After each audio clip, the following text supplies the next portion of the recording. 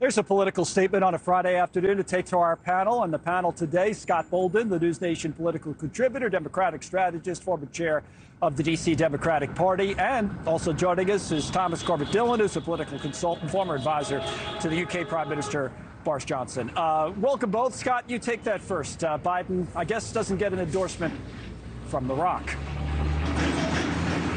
Well, he can stop going to see the Rock movies if he wants, but I don't put a whole lot of weight into endorsements unless it comes with money and boots on the ground. I mean, it'd be nice to have Rock's endorsement again, but that in and of itself is not going to be dispositive of whether Biden wins or loses, nor is it some telltale wind of doom to come. And so he's free to do that. He's a great actor, and I'm a big fan.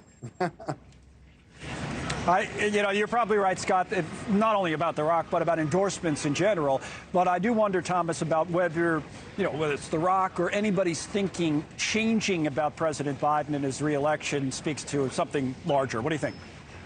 Well, I mean, we can't underestimate the power. This is the highest paid actor in Hollywood, publicly coming out and saying he does not support Joe Biden for re-election. This is a huge moment. The fact that he is willing to say that, to go against the Democratic machine, just shows you that Joe Biden is in a difficult situation. So I think, a lot of people are downplaying it. I think it's a huge moment. Historically, Hollywood has always supported the Democratic candidates.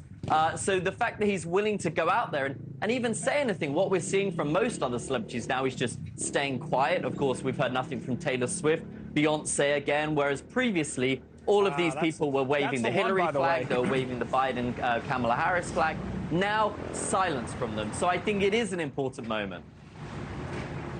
I don't think this is a huge moment, but I will give you this one, Thomas. And Scott, what do you think about this? If it was Taylor Swift, no, he didn't, but if it was Taylor Swift, I think we'd be talking about a huge moment. To me, that's the one political endorsement that might actually matter. She's proven she can move her people. What do you think of that, Scott?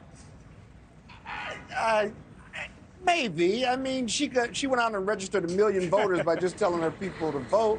That'd be great, I guess. And she's a great musician. But if people, the average person walking down the street, they can listen to Taylor Swift, they can buy her records. Are they going to go vote for the president or for Biden or Trump because she says so? I don't know. The research says otherwise. It's great to be a pop star. Yeah. Here's the question. If she was running for president, would her fans vote for her? That's the real issue.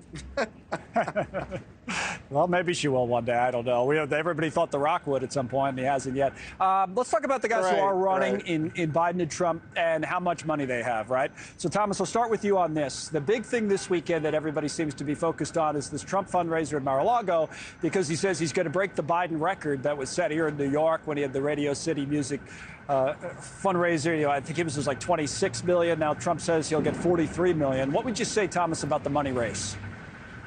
Well, first of all, as an English person, the money in politics in this country just always blows my mind. But I think it is going to be a big night for Trump. Of course, that was a big show for Biden, getting out the former president. But, Trump is a competitive guy. I would be very surprised if he would have he would allow him to not beat that record. But Mar-a-Lago will be a great venue. There'll be a lot of rich people there, so I will not be surprised if he managed to smash that by quite a big amount.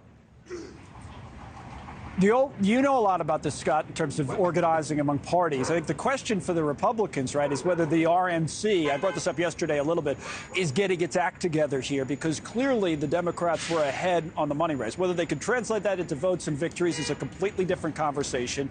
We know that. But do you think the RNC is getting things together, and will money be a factor in the fall? How do you view it? Well, they better get it together. They've reduced staff. They've reorganized the organization. Remember, they got a convention in August, and they got another big thing hanging around their neck.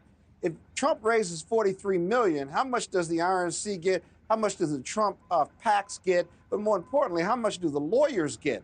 And so that's one albatross that the Democrats don't have. There's $50 million or more that's going to the lawyers every 6 months or so because of this litigation. Now, the litigation and the cases may be his campaign, and the campaign may be part of his litigation strategy, talking about Trump right now, but that's still a chunk of money that's not going towards political organizing or political fundraising as a result.